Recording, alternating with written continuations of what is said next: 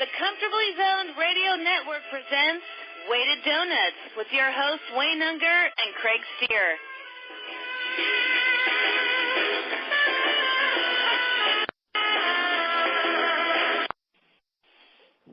Welcome, everybody, to this week's show of Weighted Donuts. I'm Wayne Unger. I'm here with my co-host, Craig Stier. And tonight we have Alan Blumkin. He, among many things in baseball, he is a trivia expert. And if I'm correct, you do what you call the transitional era from the late 40s to the late 60s. Yeah, from after the World War II till the beginning of division play in 1969. Okay. Yeah. Excellent. So, Craig, I know that you are always prepared with questions. Well, yeah, I have basic questions this time. It's great to meet you, Alan. Same here. My first and foremost question, right off the bat, would be: how did you get? Like, I know that as a kid, I pored over box scores, and of course back then the box scores weren't as extensive as they are now. But I pored over box scores and I read whatever I could in my small hometown newspaper, and I just assumed that I was pretty much became an authority, in quotes, an authority, just by being, a baseball fan from probably the age of 6 on. How did you get to amass the amount of knowledge? And it's knowledge. One can trivialize it by calling it trivia, but it's not. It's knowledge. And I'm just wondering, how did you get to the point of learning what you've learned? I don't know whether it's a curse or not, because sometimes it has been a curse with a photographic memory. I mean, that's what it is? School when I was 6 years old, reciting the old presidents and, that kind of nonsense. I just, had an innate ability to remember lists and names and the dates and averages and all that business. And I started with, my parents had no interest in baseball. I started buying the cards in 1951. Okay, none of which I have anymore that are real. I have all the reprints. Yeah, but memorize the names, and of course in those days there were only 16 teams, and you had quite a number of players who stayed with one team for a very good period of time. And it just came and flowed to me. I could tell you who won the American League batting title in 1952. You asked me who won the American League batting title 3 years ago, I couldn't tell you. Hmm. And I started competing in the Sabre Trivia contests at their national conventions in 1987. And I was on a team that won 5 times in 10 years. And then I sat out in 1997. I won the individuals in 1998 and 1999. And then I went over to the other side. I wrote a number of nationals. But that's how I developed my reputation in Sabre. Was through the trivia. But it was baseball driven, though. Baseball, it was all baseball, yeah. Right, and so Sabre is a Society of American Baseball Research.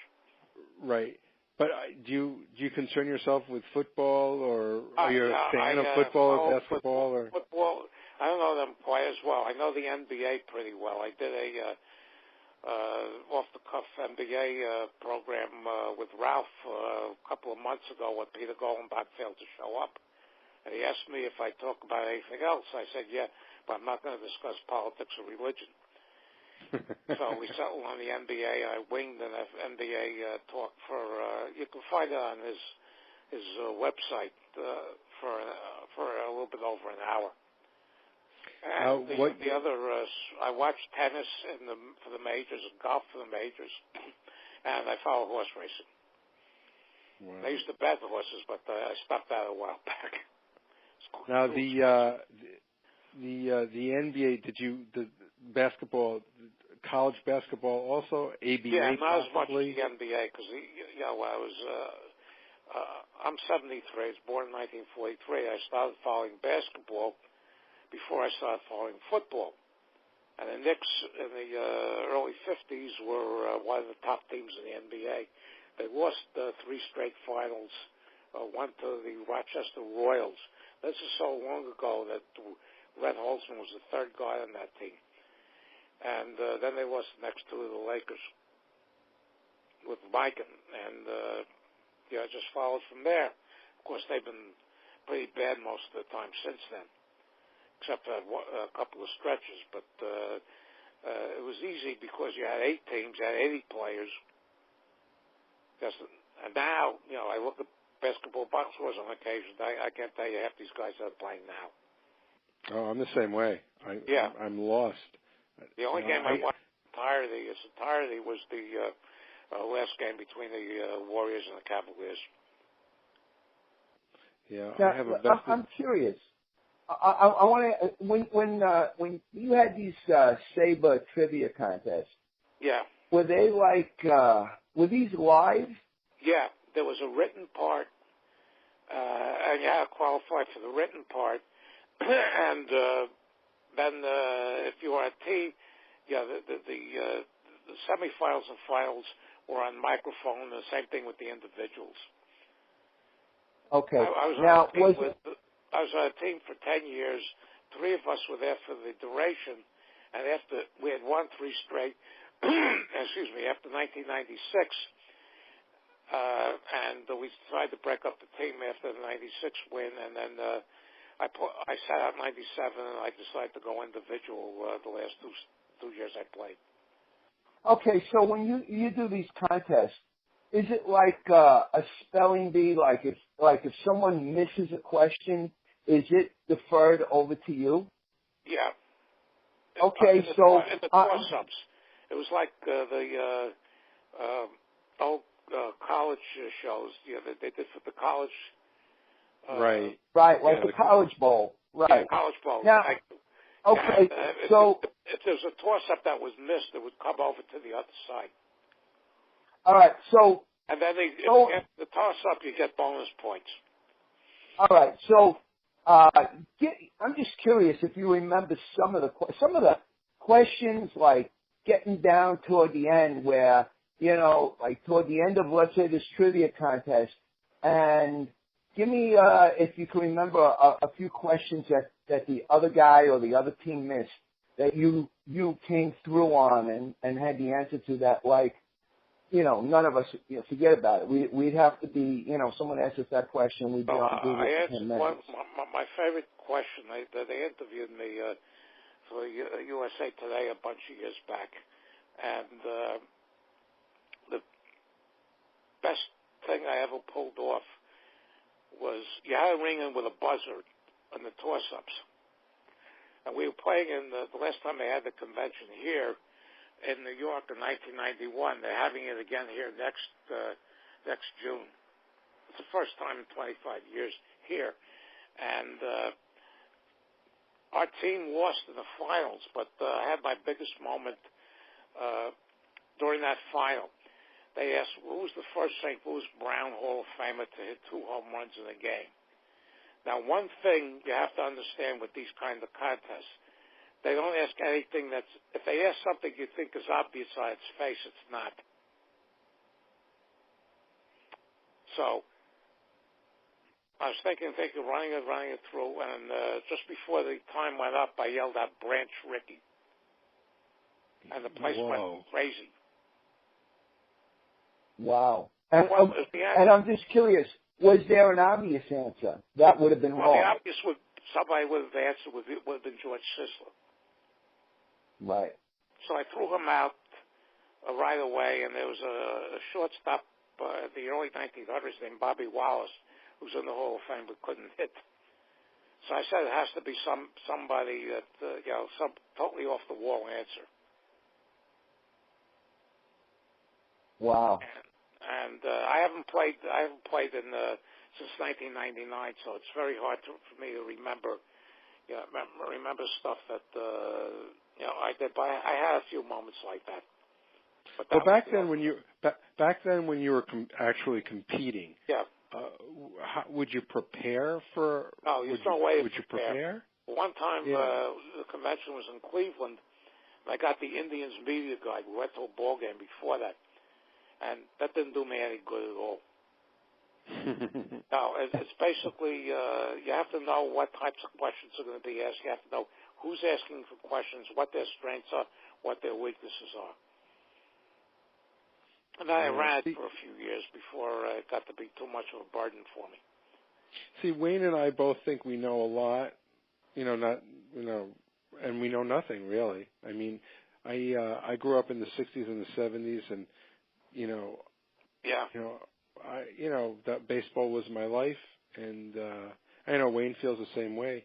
And we talk, and whether it's Tommy Tresh or this guy or that guy, we always think like we're amazing each other by throwing out these names. It really is nothing, Well, I started in 1951, which of course, here you had the Yankees winning the American League pennant, and the Dodgers and Giants going through the whole season that wound up with the Bobby Thompson home run.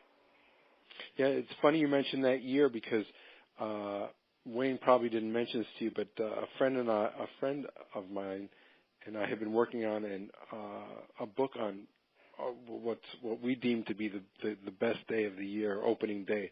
It's basically an oral history of opening day. No book has been written about it, and it's a real shame that it hasn't been, and we still haven't gotten it published. But we've spoken to close to 2,000 ball players and umpires and GMs and announcers, and it's really great, and it's really a shame that we haven't been able to get the damn thing published. But it's interesting that you brought up 1950. Excuse me? Have you tried McFarland? The what? McFarland. No. They do all sorts of offbeat baseball books. They're in North Carolina. Oh, I'll have to check that out. Yeah, but, they publish a lot of things that don't interest me. Yeah. The one thing about them is their editing is pretty bad. Oh. But they publish almost anything. Yeah. Well, thanks. I'll have to look into that. But it's funny. You brought up McFarland. McFarland, North Carolina. Yeah. I have heard of them. They actually send me a catalog every year. Yeah. But it's funny you mentioned 1951 because I interviewed Bob Shepard before he passed away, and he went over his first opening day lineup that he announced at Yankee Stadium, which was the Yankees and the Red Sox. So if you wanted to take a stab at who the starting lineups were, there was just a slew of Hall of Famers in those two lineups. Okay. With the Yankees, I say Rizzuto. Mm-hmm. Berra. Mm-hmm. Joe DiMaggio. Mm-hmm. Okay, I think it was Jensen, not Hank Bauer. Mm-hmm. Becky Jensen. I don't think he used Mantle. Nope. Woodland. Yep. First baseman had to be Joe Collins. Mm-hmm. Third baseman was Gil McDougald. Yep. Okay. And the pitcher probably was Reynolds. Yes, it was. Okay. So I think I got them all. Second those base you got. Jerry Coleman. Second base was Jerry Coleman. Right. Yeah. Now the Red Sox, you could take a stab at. Okay, I don't Castro, recall the Red Sox. Castro I have problems with. Ted Williams. Okay. Bobby Dorr was the second baseman. That was last year. Yep. Pesky, third base. Stevens, shortstop. Dropo first. Dom DiMaggio, center field. I say Billy Goodman, right field. That's a guess. Yeah. I'd have to check.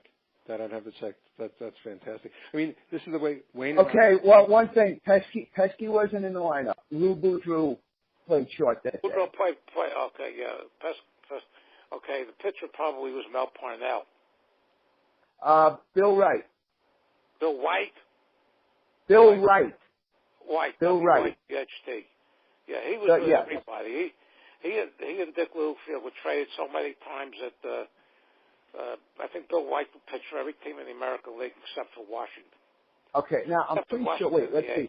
A's. And the Yankees starting lineup that day was Jensen, Rizzuto, Mantle. Mantle was in there. Mantle did play. Wow, right field. Yeah, right field, DiMaggio, Berra. Woodley didn't play that game. No, Woodley didn't play. Yeah. Johnny Myers played first. Collins came in later in the game. Billy Johnson played third, and Coleman played second. And Vic Raschi was the pitcher. Vic Raschi, it had to be one either Reynolds or Raschi, because I don't think he pitched Lopez against Boston too often. Now, did you grow up in New York? Were you a Yankee fan? Yeah, I'm a native. Yeah. From the city? Queens, and nobody my age was born there. Everybody was from either Brooklyn or the Bronx. I was from the Bronx. So everybody was either a Yankee fan or a Dodger fan. We accused Giant fans of being chicken. So you saw Jackie Robinson. You saw Jackie Robinson play then. Yeah, I always wanted the Dodgers to win the National League so the Yankees could beat them in the World Series. Well, you got your wish more than once. I didn't want the Dodgers to move. I was very upset when they moved out to L.A., but not for the same reasons. And Alan, you lived out in Pittsburgh for a while too, and you're a big Pirates fan. I went to college there. Yeah. Where did you go? Carnegie Mellon? No, Pitt. Pitt? Yeah. I was there from the fall of 1960 through the summer of 1964. So you left just before Tony Dorsett showed up. Oh no, 12 years before Tony Dorsett showed up. I'm just kidding. But a friend of mine and I, we were watching the seventh game in 1960. The school was 2 blocks from Forbes Field, which is why I wanted to go there. And my father wanted to take me out there before he let me go there, so I made sure that they were on the road. So I would even be tempted to go to Forbes Field. So we ran from the dorm after Sal Smith's home run in that game, and ran the 2 blocks over to Forbes Field. We stuck into the left field bleachers, and so we were there when Mazeroski hit the home run. Wow. Now, at that point, were you a Pirates fan or still a Yankee fan? Yeah, that's the only time I've ever rooted against the Yankees in the World Series was 1960. Yeah. And, okay, so if the Yankees played the Pirates in the World Series now, who would you be rooting for? Probably the Pirates, but the likelihood of that is very, very slim. This team won 98 games last year. They'd be lucky if they win 75 this year. Yeah, what went wrong with that? I know you don't follow it that closely, but a lot of things. They let Hap go to Toronto because they wouldn't give him a third year. They traded Melanson, and and McCutcheon's been having a brutal year. And the pitching just completely fallen apart in the last month. Yeah, but you know what? They do have 3 good young starters who I think might actually start to take shape. They've got Talion, who is that other kid? Chad. Cool. Not Cool. Cool. Yeah. But one was Talion, the other was what's his name? Glasnow. Yeah, he was injured. But basically, starters, the way they use pitchers now, starters really don't mean anything. And their starters have not shown an ability to go, except for Ivan Novel they got from the Yankees, have not shown an ability to even go 5 innings. So they bring in these relief pitchers, all get bombed. And their closer, after they sent Melanson to Washington, they made Tony Watson the closer, and he saved 12 out of 17, which is not a very good percentage. No, but you know what? They've got one of the. To me, I think listen, McCutcheon is having a brutal year. If he comes back to being the player we know he can be, they've really got a very solid outfield with Marte, McCutcheon, and Polanco. And Kang, I don't think we're seeing. He got a late start this year. With Kang, Mercer is solid. Harrison is now out. Yeah, and that kid Josh Bell looks good. You know what? I wouldn't write him off for next year. I wouldn't write him off going forward. Yeah, but when they go out there now, they know the pitchers generally can give up somewhere around in the 6-run area. So it's very, very hard to get motivated. And, I know, and now you got Cole on the DL. But like I said, going forward, I wouldn't write them off as like that's it. The second. They had a game against the Cubs on Monday night a few weeks ago, where they took a 5-3 lead into the 8th inning. They knocked out Arrieta, which was unbelievable in itself. They gave up a run in the 8th and a run in the 9th to tie. They scored a run at the top of the 13th. They had bases loaded, nobody out. They wound up with one run on a fly ball. Then they have Locke. All the Pirate chatters who were in the group I'm in on the Pirates hate Locke terribly. So Locke, of course, gave up 2 runs in the bottom of the 13th, and that was it. Locke is leading the team in innings pitched this year. And they just DL'd Garrett Cole for the rest of the year after he was blasted by the Phillies the other night. He won 19 games. And Locke, it's so funny with pitches because Locke, around 3 years ago, he looked like he had some great potential. Always wild, walked too many guys, and they basically what they did, he got away with walking guys though. He was more efficient wild. He's not as wild anymore, but that's part of the problem. And now he gives up the home run ball all the time. Yeah, somebody posted that his father plays golf with Clint Hurdle. That may or may not be, but it's not to say he doesn't have. It doesn't mean he doesn't have ability as a major league pitcher. It makes you wonder, like, Nolan Ryan. Can you imagine if somebody wanted to, change Nolan Ryan? I want you to be around the plate more. Nolan Ryan walked 1 million people. I'm not a big Nolan Ryan fan. I think he's extremely overrated. He's not in the class with a Seaver or a Carlton or those kind, because of the walks. But you can't argue the dominance and the results. No, when Arrieta came to the Cubs from the Orioles, Joe Madden asked him what was going on with you there. He said they tried to change me. So Cubs let him pitch the way he wants, and he's one of the best in the majors now. Oh no, yeah, it was, and I've read about that. That was also the problem with the development of Kevin Gautzman, and I think you and I discussed this last week. He changed pitching from I forgot if he went from the third base to the first base side of the rubber, but he changed, which side of the rubber he stood on, and it just goes to show, just like Bob Gibson. Yes, I remember you told me that. Yeah, after Gooden had the year in 1985 with 24-4 and a 1.53 ERA, they wanted, from what I understand, they wanted him to pitch the contact more and ruined them. They ruined them. So, now, are you very familiar with the Mets of the 80s? Yes.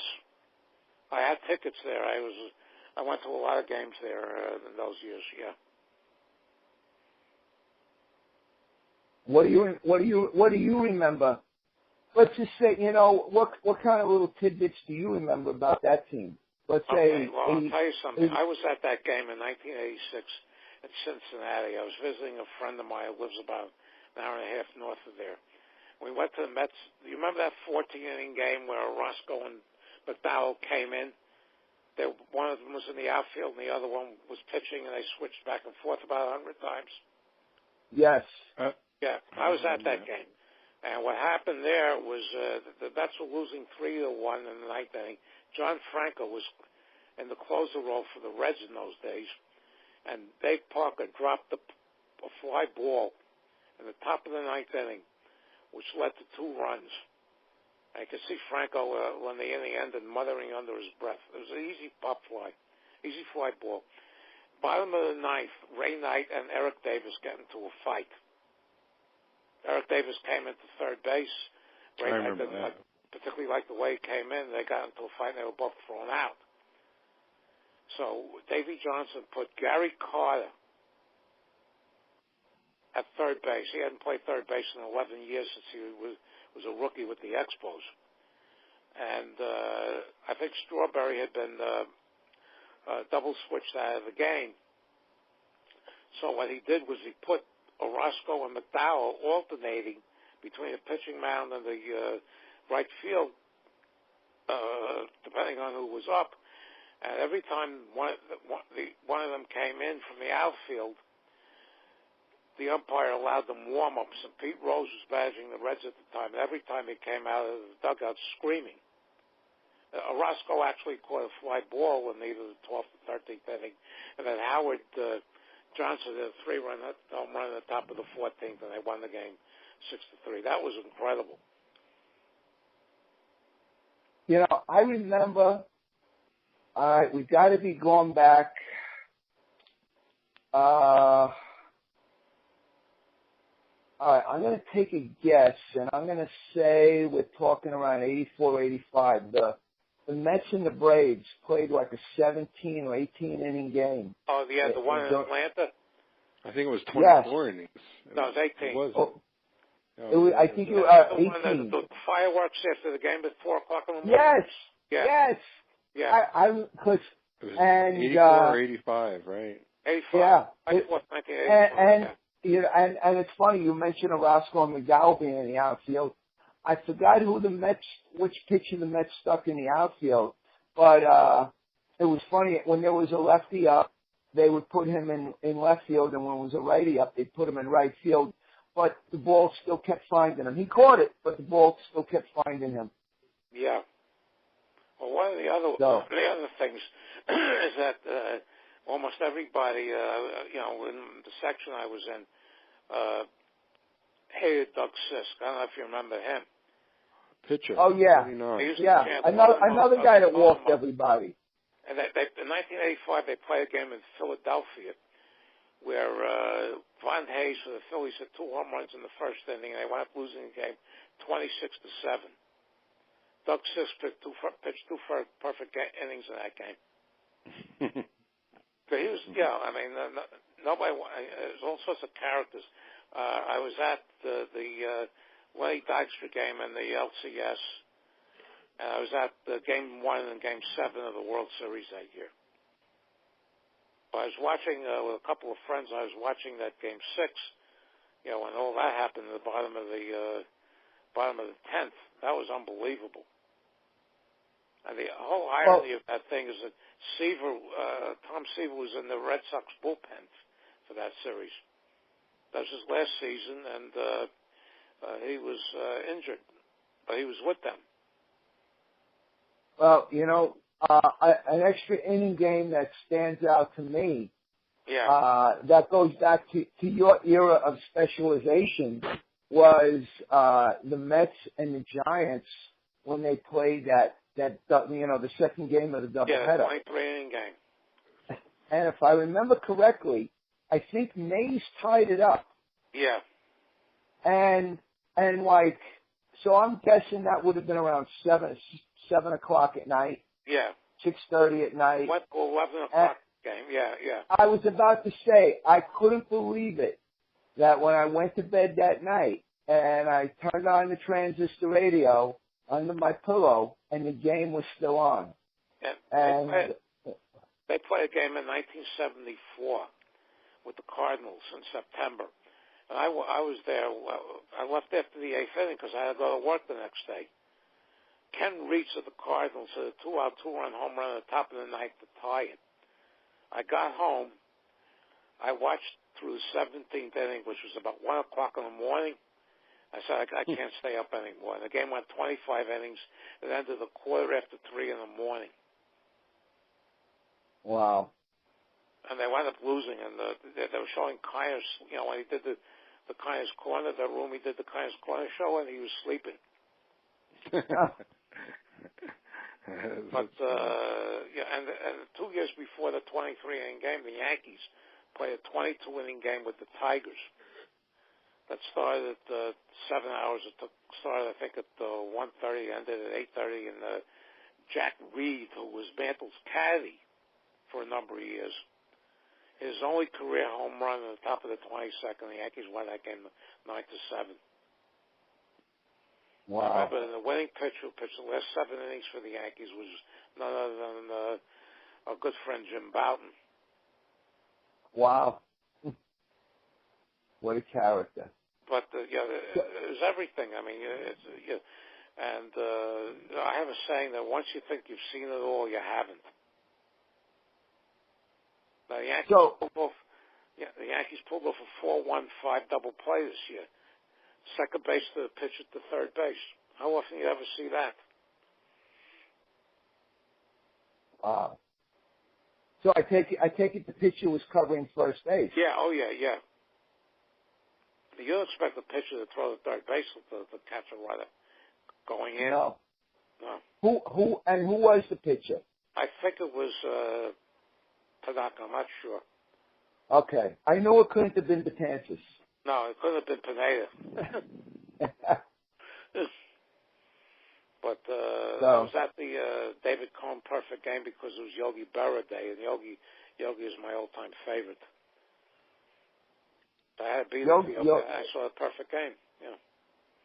Yogi is a lot of people's favorites. He is.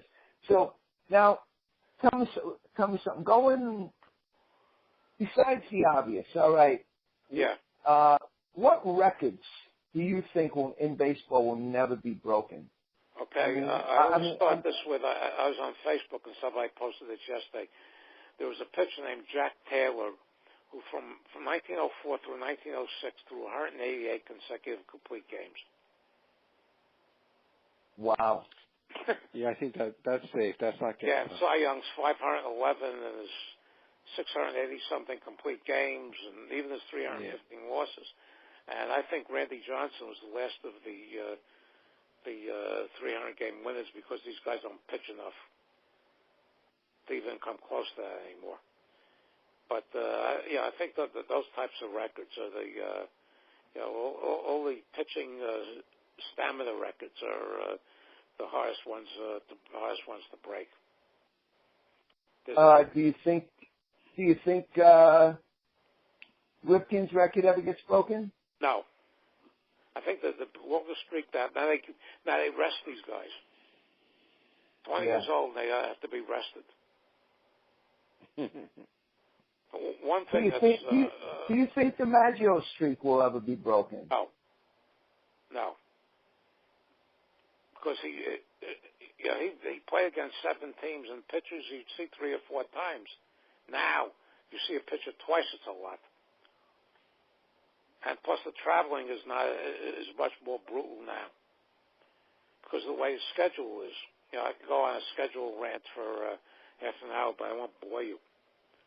The scheduling is just absolutely beyond belief the way it is now. Yeah, I used to like in the old days when the the Orioles would come in and the White Sox would come in, and then the Indians would come in, and the Yankees would then go to Baltimore and Chicago. It would all be balanced. It always worked out nicely. Stretch this year where they played 3 straight series in 3 different time zones. Yeah, it's ridiculous. And what the heck are the Yankees playing the Dodgers for in the middle of September? Yeah, the Pirates had to interrupt a homestand several months ago to fly out to make up a game in Denver. Yeah, So they got clobbered, and they had to come back and finish the homestand.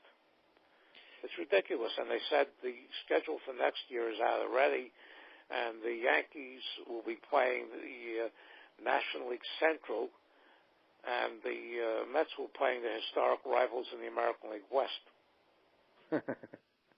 See, I don't know how you guys feel about this, but I hate interleague baseball. I hate interleague. Stand it. I used to love when they only saw each other for the All-Star game and the World Series. I can't stand this. I hate it. The All-Star game has been totally cheapened.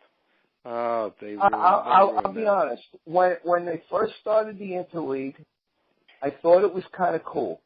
Okay, but I have to say, over they killed it. Unfortunately, there's no way to do like rivals. Like even the same division don't play the same schedule because their main interleague rival is different. Right. So yeah, but no, I'm not a fan of the interleague. I'm not a fan of the second wild card. I was okay with one wild card. I thought that was okay. The best 4 out of 15 making the playoffs, because I believe there were times when the wild card team had a better record than some division winners. So I was okay. Pirates and the Cubs last year who played in the wild card game both had better records than either the Cubs or the Mets. Exactly. I don't like any of the wild card stuff, but if there has to be any, one playing, the lowest percentage winner of the 3 of the other divisions, I'm okay with that. But I really don't like a 1-game playoff between the 2 wild card teams. Not at all. I think the baseball season has to end on like a Wednesday, and there has to be a best 2 out of 3 over the weekend, and all the teams that won the divisions get the weekend off, and the 2 out of 3 for the 2 wild card teams occurs Friday, Saturday, Sunday. This 1-game thing it's so beneath baseball. I can't believe they do it. The Pirates were the first wild card team both last year and the year before. 2014 they got Blumkin. Last year they got Arrieta. They didn't score a run in either game. Yeah. And the other thing that really drives me crazy is this tying the home field in the World Series to the All-Star game. That is the stupidest thing. Oh, yes. That's just the stupidest thing. I haven't watched an All-Star game in 35 years. And this isn't going to make me do it, but even 5 years ago, there was a case where the Texas Rangers were a division winner against the Cardinals, a division winner in the American League, and the Cardinals were a wild card in the National League, and the Cardinals got the home field because of the World Series. I think the only time a wild card should ever have a home field in the World Series is when they're playing another wild card. Yeah. All I know is that and correct me if I'm wrong here, but I kind of remember the Yankees World Series against Atlanta in 96, 99, whatever that, those years. That was based every other year. Like 1 year, I don't think it went by the best record at that point. No. I think it was like 1 year was American League, the next year was National League. They alternated until Uncle Bud put this nonsense in about 7 or 8 years ago. So that's the way it was. It wasn't like if the Atlanta Braves had the best record, they had home field throughout. Alternating leagues. Yeah. Sometimes it didn't work, but in every other sport, for the most part, it's best record. And the thing that I don't get is interleague. It doesn't seem to be popular. I mean, the fans don't like it. The ball players, the managers don't like it. And it's, like you say, it's cheap in the All-Star game. I tell you, I barely watched the All-Star game, and me personally, I'm not crazy about the home run derby. To me, the best thing about All-Star weekend is the futures game. Yeah. I love that. That's the best part. I remember when the Pirates a number of years ago played their first time against the Tigers, who are now their main interleague rival. And somebody asked me about that, and I said, yeah, it's been a rivalry that's been on hold since the 1909 World Series. And they would get Ty Cobb and Honus Wagner to throw out the first ball. But this is it. I mean, now that the Yankees play the Mets, those games still draw. But the Yankees playing, next year playing the Reds or the Brewers, they're not going to draw very much. And you got teams. Not at all. And the Mets have to play the Angels and the A's at home, and they go to Seattle to play there, and they go to Houston to play there, and they get Texas. It's just absolutely. There's no rivalry there. There's no history. No. Not at all. As far as the Yankees and the Mets, I was totally happy as a kid with the Mayor's Trophy game. Yeah. And the Mets, the Pirates used to have a big rival. The Mets were in the same division playing 18 times a year. Now they play 7 times a year. And I told friends of mine who are Met fans, outside of 7 games, your team could win 155 games as far as I'm concerned. Well, you know what? Actually, it's funny, though. The Mets and the Astros back then, the Colt 45s, yeah. they did have a rivalry back then on who was the worst. Yeah, of course it was exacerbated by the 86 LCS. Yes. But yes, scenario there, yeah. Actually, back then, every year it was the Cubs, the Astros, and the Mets for I'm guessing I think 4 or 5 years in a row. It was those 3 on the bottom every year. Yeah. Yeah, the 60s, yeah. And Mets had a very big rivalry with the Cardinals for a number of years when the Mets finally became good. In the 80s. 80s, in the yeah. 80s. Yeah. Yes. It was a blood rivalry. Yeah. It you was. had Hernandez, you had Whitey Herzog on the other side, and those went away. The Mets finish up this year with the Twins. They have the Twins coming in this weekend to finish off the Interleague, and then they get the Phillies and the Braves the rest of the time. But actually, the Mets. Everybody. I hear this all day long when I'm working. When I'm driving from stop to stop. How they keep talking, how the Mets have it made. They have, I think, 18 of the next 21 games are against teams with losing records. Yeah. And to me, that's like the kiss of death. Yeah, to me, it's like. Yeah, the Cardinals, Giants, and the Mets all lost today. Between them, they scored 1 run. The Giants got a run against San Diego. The idea that any of these 3 teams is going to have a chance to beat the Cubs in the division series, to me, right now, is totally insane. Farcical, yeah. But they build it up. But like the basketball playoffs or the football playoffs, they get in, with terrible records, and all of a sudden, boom, they're going to be champions. It doesn't happen very often. The Cubs look, just absolutely dominating. Yeah. Besides Arrieta, Lester and Hendricks are pitching like, I think I was telling Craig the other day, I think this is Lester's best year that I can remember. Hendricks is on an unbelievable roll. And not bad for 4th and 5th.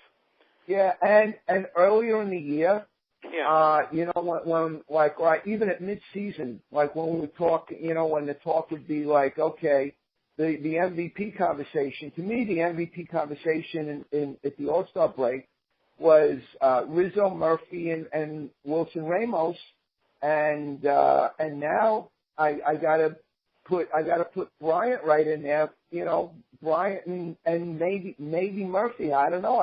And Craig mentioned Bryant about a month ago, and I was like, nah, I think I would still put Rizzo ahead of him. But I tell you what, if you were going to ask me today, I would. I think I would go with Bryant. He's really come on. I don't think these wild card teams are capable of beating the Nationals either. National, you know what? Nationals are hurting. It depends. I mean,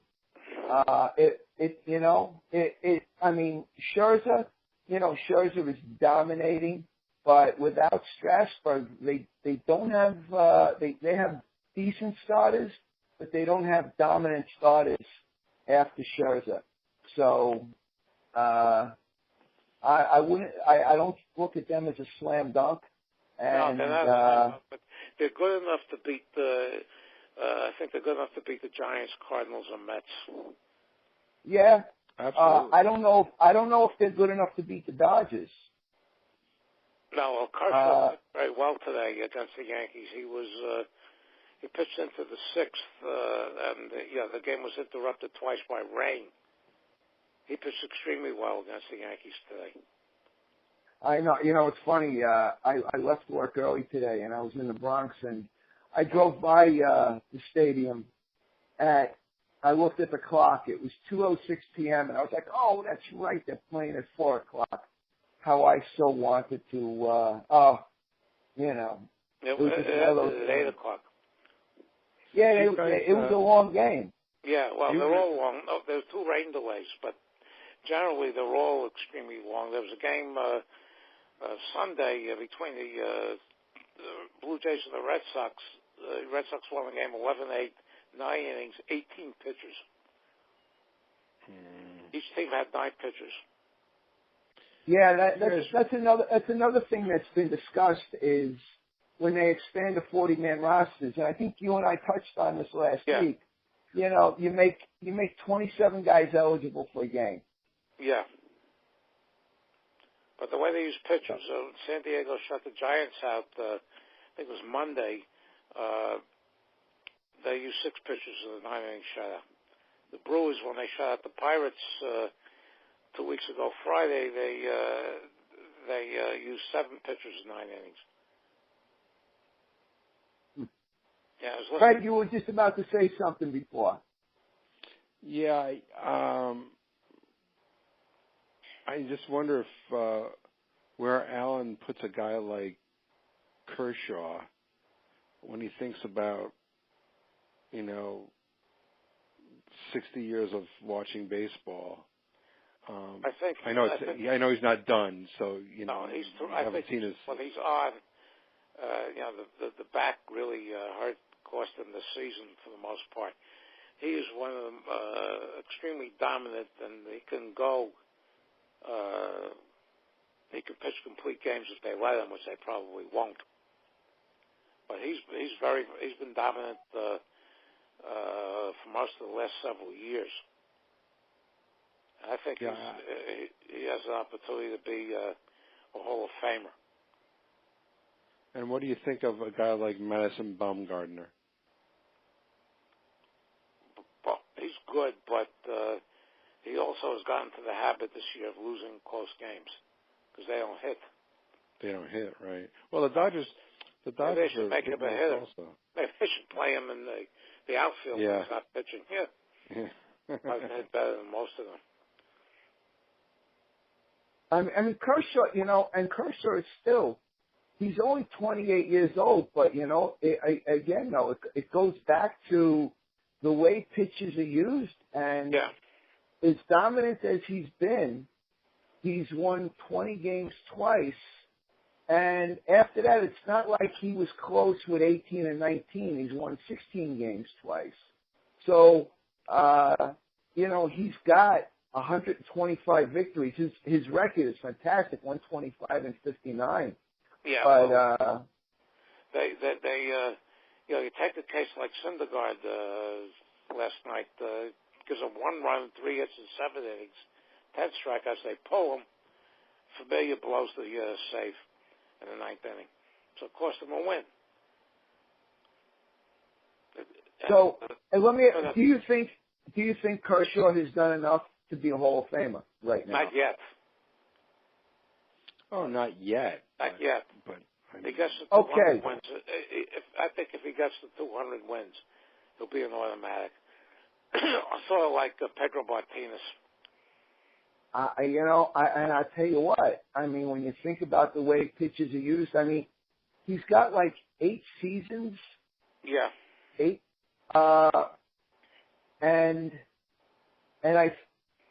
so he's at 125 wins. It makes you wonder, like,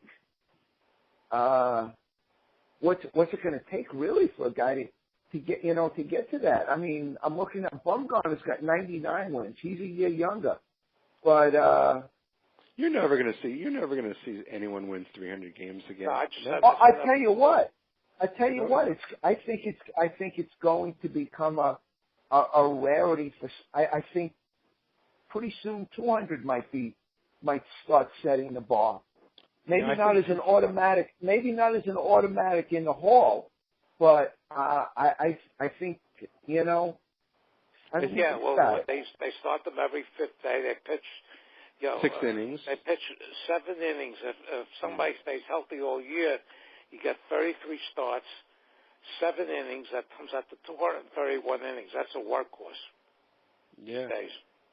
And there's no way that guy's winning 25 games. There's no way, because he's gonna leave with a lead. At least 5 times he's gonna leave with a lead, and it's gonna get there's gonna be a blown they're gonna blow the lead. Porcello on the Red Sox has 20 wins. I think Happ has the possibility with Toronto. In the National League, I think the top winner is 16 right now. I mean, you know what? Kershaw has started 259 games, okay? And he's got 24 complete games. He averages 28. Here's the numbers. I'm looking right at it. He averages 28.8 starts a year. He averages 2.7 complete games a year. Well, I tell you, when they put Tommy Glavine in, he had 56 complete games. That's the lowest by any 300-game winner, by a lot. And I thought that was ridiculous. But compared to what they do now, it's not. Yeah. Well, it's funny. You go back and look at guys that Wayne and I, followed in the late '60s, early '70s, like the Mickey Loliches. Yeah. And those guys who threw so many innings. All those guys, yeah. I mean, it's remarkable the amount of innings and the complete games. Oh yeah. It blows you away. Yeah. It was a different sport. All right, here. Now, listen to this. Okay, this is active readers. Bartolo Colon, 231. Yeah. Sabathia, 222. Okay, and these are guys that have been around for a while, and they still, went through a little bit of a workhorse era. Okay, not as many complete games, but going much later into the game. After that, okay, you got John Lackey with 174. He might not get 200. Verlander with 171. Well, if he stays healthy the way he's pitching again, yes.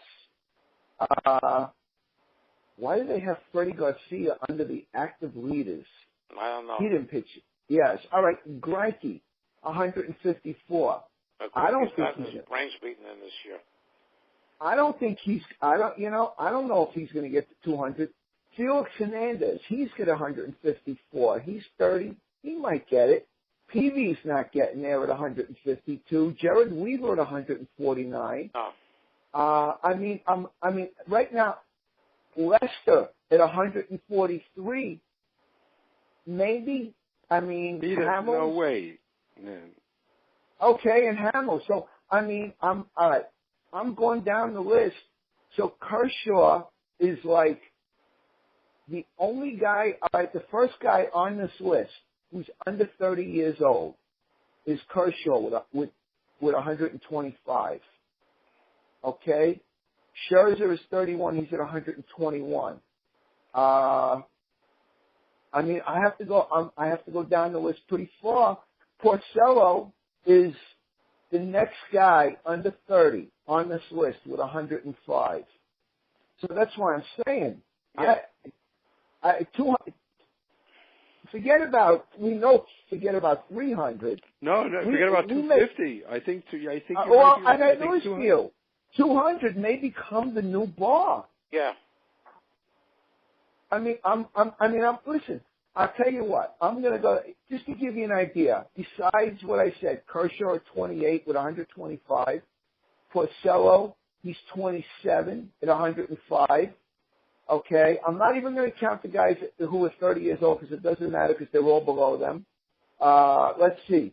Bumgarner, they have him listed. Actually, these guys are, I think, all right, and Bumgarner is 27 now. He's at 99. And now I'm scrolling down again. I got a whole bunch of 30-something-year-olds. I'm going down to number 50, okay? And I'm still not getting someone under 30. I got to go down to number 54 with Mike Leake at 73 wins. Chris Sale, 72 wins. I'm like I say, I don't see it happening. Yeah, with these current guys, you only have to take into consideration how many the relievers blew for them. Right. It's like Syndergaard the other night. And that's not the first time it happened. Yeah, but you know what? But even taking that into consideration, it's there's got to be more than that. I mean, the big one on that, okay? If I had to think about a guy on that list who's, let's say, like near the top of that list, a guy that probably had more leads blown on him in the past 10 years, Felix Hernandez comes to mind. The year he won the Cy Young alone, it was like 13. It was 13 and 12 that season. Yes, but he lost games like. He lost like 1-0 games. He left games leading 1-0. I forgot what the numbers were, but they were mind-boggling. He had the sabermetric numbers, most of which I disagree with, but that's a whole other story. How many wins did he have in that Cy Young award-winning season? He was 13 and 12. Yes, the lowest. His ERA was 2.27. Who came in second? Who came in second?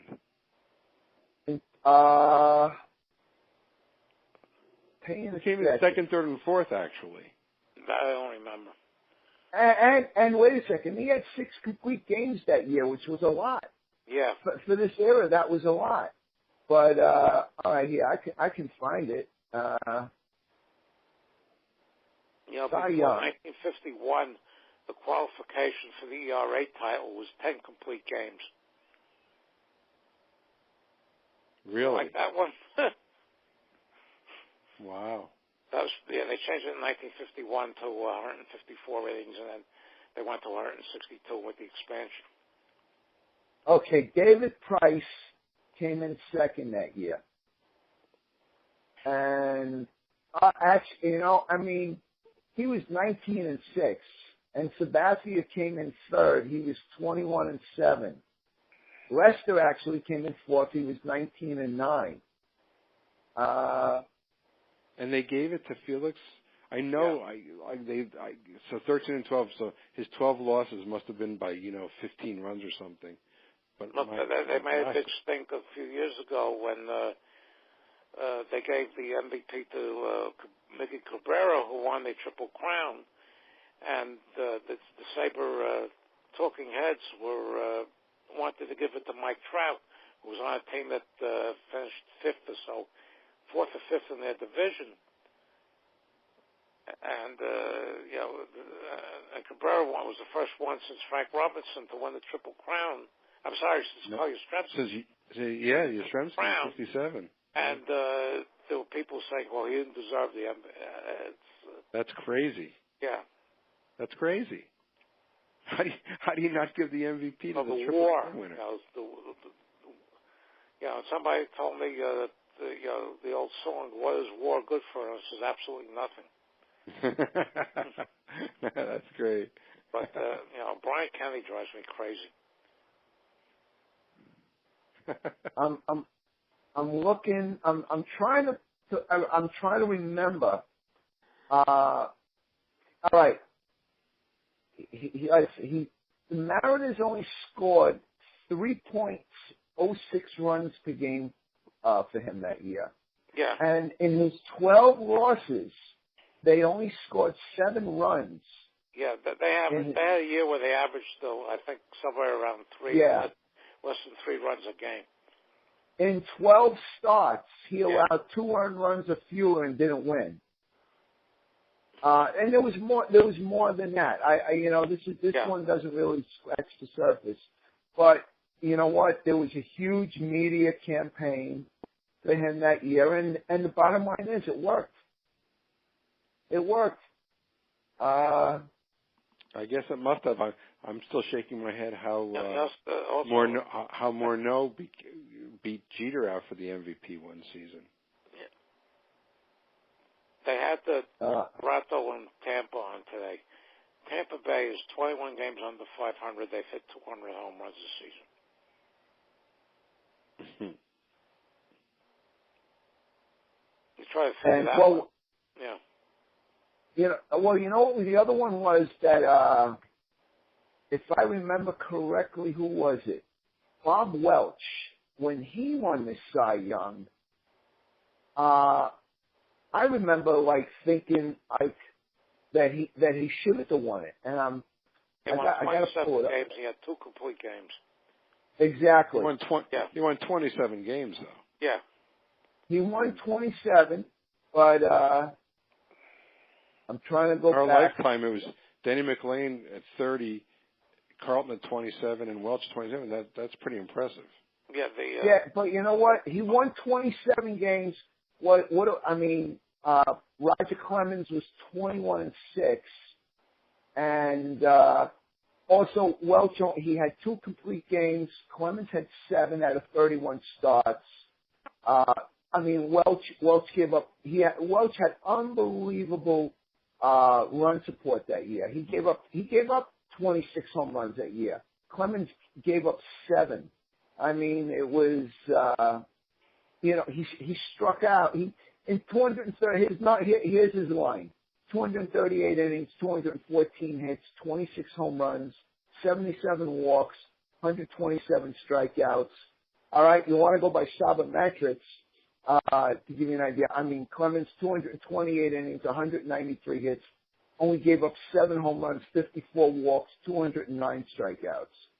So, yeah, to me that was kind of like the opposite. The old school. Clemens had a year with the Yankees where he was 20-3 and had no complete games. He was the first 20-game winner to pull that one off. Really? That was the first time, huh? Yeah. That's incredible. I didn't know that. I remember that season. He was fantastic, but no complete games. Yeah. I God. track that kind of things. Another thing I track is bad strikeouts. And I was a big fan of Rob Deere in the early 90s. In fact, I did a couple of presentations on him because, he was in a class by himself. Yeah. Was striking out and hitting for very low average. And he, right now he would be just one of a bunch of them. Yep. Now, didn't he break in 86? I think he broke in 1986, and actually there were a number of home run hitters. There were a number of all and nothing guys that broke in. I think that was Canseco's, but I think that was Canseco. I'm sorry, Pete Incaviglia. I think he also broke in that year. Yeah, he struck out a lot, but nobody like Deere. Deere, if you divide Deere strikeouts by at bats, you're in Ty Cobb batting average territory. Wow. No, it's remarkable how unproductive outs. Yeah. Unproductive outs used to be so frowned upon, and strikeouts are through the. It's incredible. My favorites are Chris Davis on the Orioles and Chris Carter is now on Milwaukee. You're right about crazy. Outs, yeah. Oh, it drives me crazy. I don't like it. Well, I mean, look at that kid with Colorado, Trevor Story. If he didn't get hurt, he was on his way to 240 strikeouts. Yeah. Mark Reynolds is the holder. He 1 year with when he was at Arizona, he struck out 223 times. Yeah. If Aaron Judge didn't get hurt last night, he probably would have come close to 100. Yeah. But you have to give him a full season. Yeah. But you got to give him time. It's like Curtis Granderson has 26 home runs and 49 RBIs. I think that's a record for anybody over 25 home runs. That's pathetic. Yeah, it's pathetic. It really is. Yeah, it's almost unbelievable. The Yankees had Drew last year did the same thing, although not as many home runs and not as many RBIs. No, and Cabrera, their shortstop, has 19 home runs and 48 RBIs. My God. Yeah. 25 home runs and less than 26 home runs RBIs. and 29 RBIs. I mean, what was he? Is he batting 220? Yeah, around that. Yeah. Oh my gosh. Yeah, and they play him every day. Well, the other thing is the Mets don't get guys on base either. That's part of it too. Yeah. So, gentlemen, it's after in real time it's after 10 o'clock. Yeah. It's time for us to say goodnight. Good night. I enjoyed this. Alan, same here, Alan. Thank you for coming on.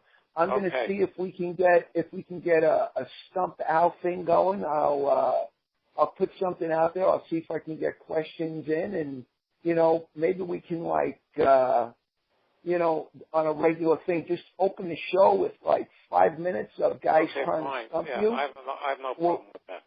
We'll see how that flies. At the very least, Alan, come back. Either during the play, either during the. I said, just give me a ring or give me a message. Oh, that's terrific. You got I'll have you come back. It was great meeting you. I'm looking forward to it. Same here. Take care, guys. Okay, Alan. Thank you. Bye-bye. Good night. Thank you. Okay, Craig. It's your turn. Well, Craig, did you hang up? We're winding down the baseball season, and we only have a few weeks left. So I'm hoping that we have some great guests lined up. Alan was fantastic, great guest, and I look forward to having him back on again. I love, talking baseball with someone who, what a wealth of knowledge.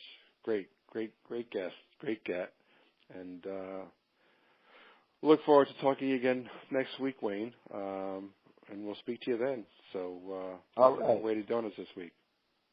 All right. Good night, everybody. Good night.